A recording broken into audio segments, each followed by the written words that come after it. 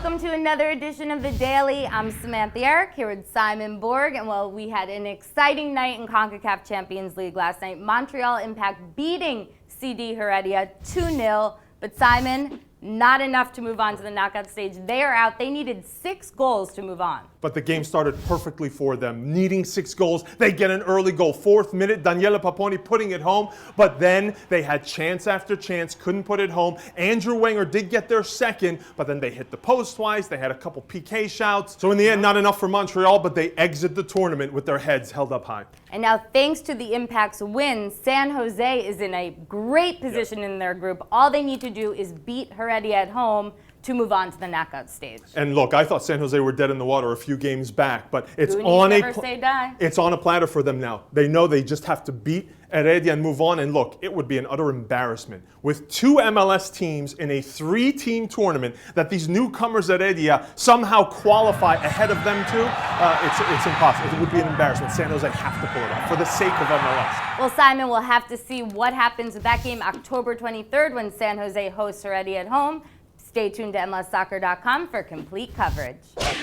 Well, CONCACAF Champions League continues tonight with the LA Galaxy taking on CS Cartaginés in Costa Rica. LA needs 1 point to move on to the knockout round. And look, going on the road to Costa Rica would intimidate most MLS teams. I don't think the Galaxy are in this case. Number one, they're the MLS Cup champs. They have a lot of experience. They went through this last year, but also they're a counter-attacking team. So this game on the road where Cartaginés really needs to bring the game to them sets up well for them to use that speed and attack. Well, Simon, big question whether Landon Donovan will play tonight. Been suffering an ankle injury. Will he play or not? Let's hear from the man himself. I feel a lot better. Every day it's getting better.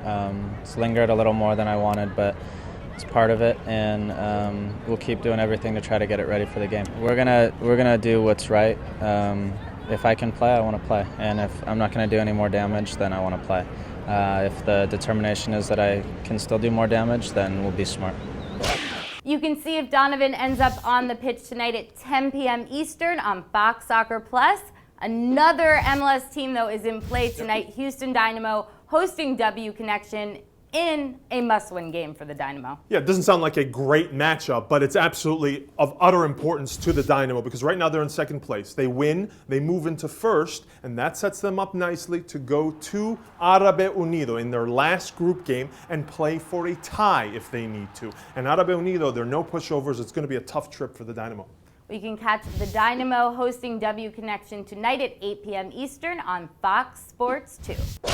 One more thing on the Houston Dynamo. Brian Ching announcing his retirement yesterday. It's official. This longtime Dynamo player is going to be hanging up his boots at the end of this season. But Simon, before he goes, Houston Dynamo are honoring him with a testimonial match. How cool is that? It's great. I think Brian Ching has earned it. A long career, a productive MLS career in a difficult position at forward. And look, this is a cool thing, the testimonial match, because we haven't seen it in MLS. And I think if this goes well, you're going to see other MLS teams start implementing these. Well, no official lineups have been released yet, but we're starting to hear some names trickle down, current and former Houston Dynamo players, along with some of his U.S. men's national teammates, Landon Donovan, Jimmy Conrad. It will be a great day. You can catch that on December 13th.